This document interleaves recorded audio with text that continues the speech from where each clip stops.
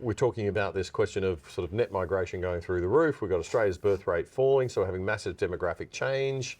But we're having the population increase when we don't have enough housing. We're not really taking care. Cost of living is going through the roof because governments are spending too much. So we're not actually taking care of families at all, despite all this lovely virtue signalling from our somewhat emasculated, perhaps, Labor MPs online. Right. How do we fix this? What has to change? I mean, if you take something complex like birth rates, there's always a multitude of factors that come into it. But there's a few things I think we could definitely point to. Like you said, most people are not going to have children if they don't have anywhere to put them.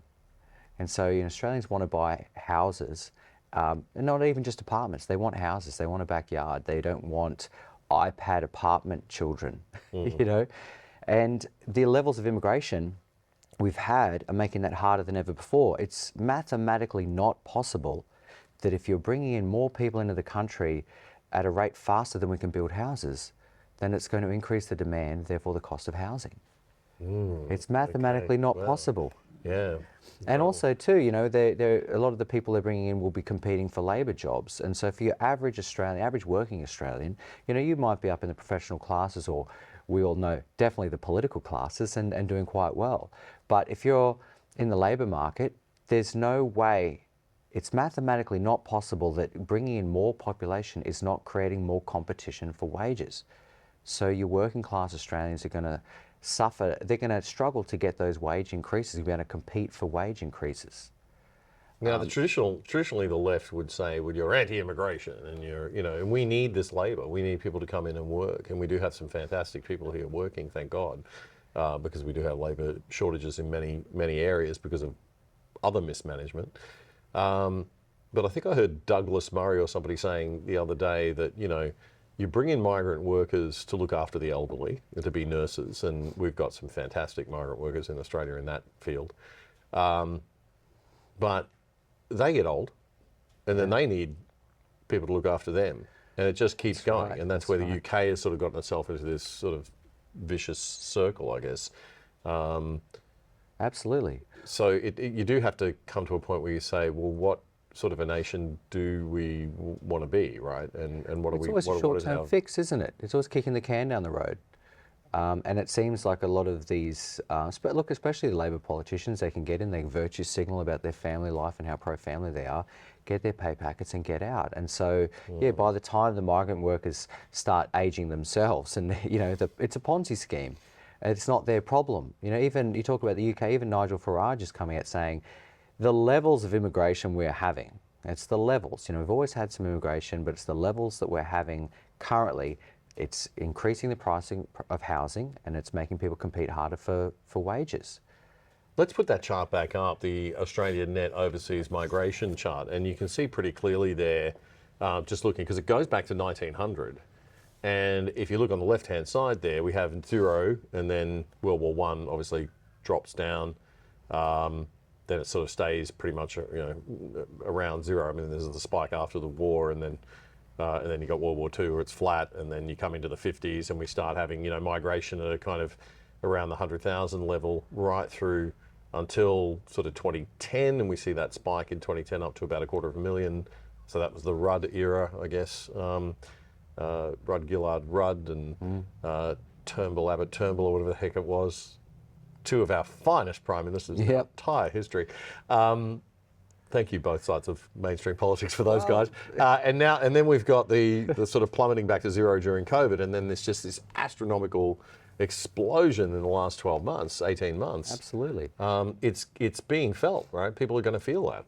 That's not responsible, gradual, sensible, assimilated immigration, is it? No, it's not. And like you said, Australians are suffering under the 1-2 punch of Labor and Liberal.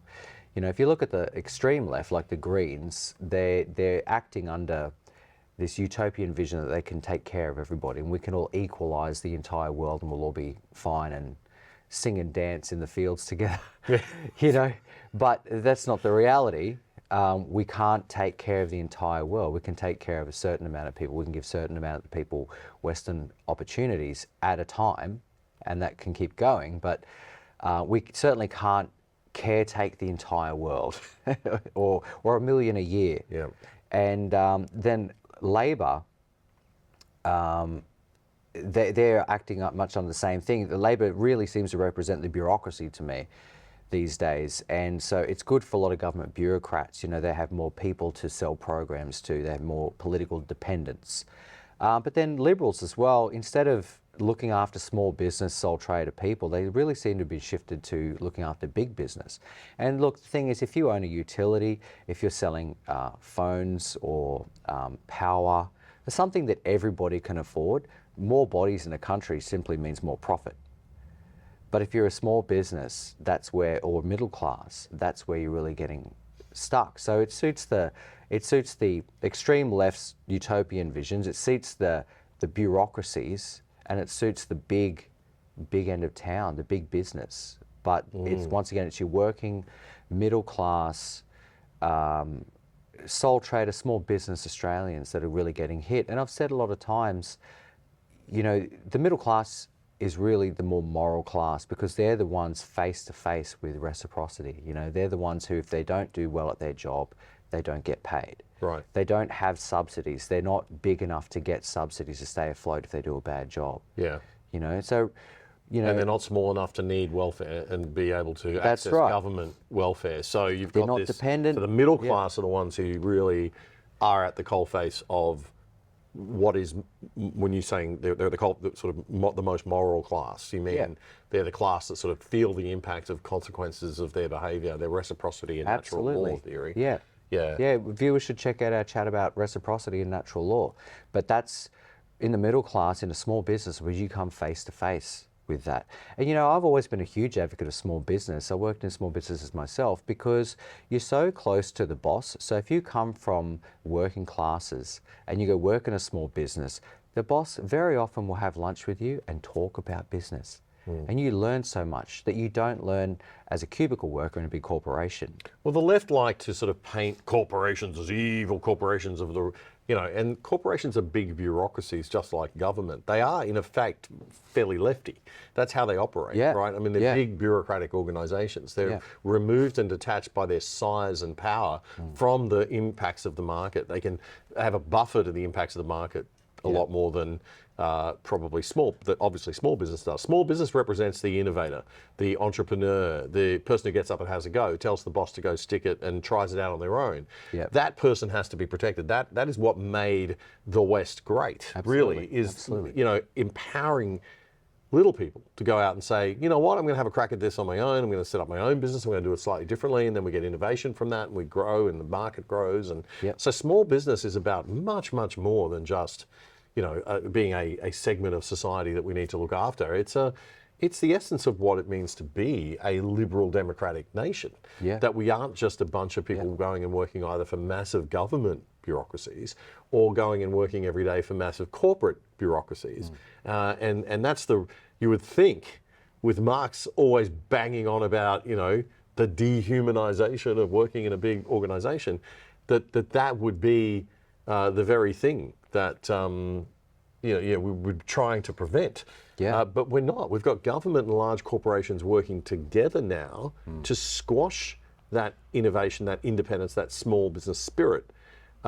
Because the more regulation the government puts in, the more rules, the harder it is for the small business to comply. The only people that can comply are the big businesses, the corporates, and you end up with a world full of corporates and no little guys.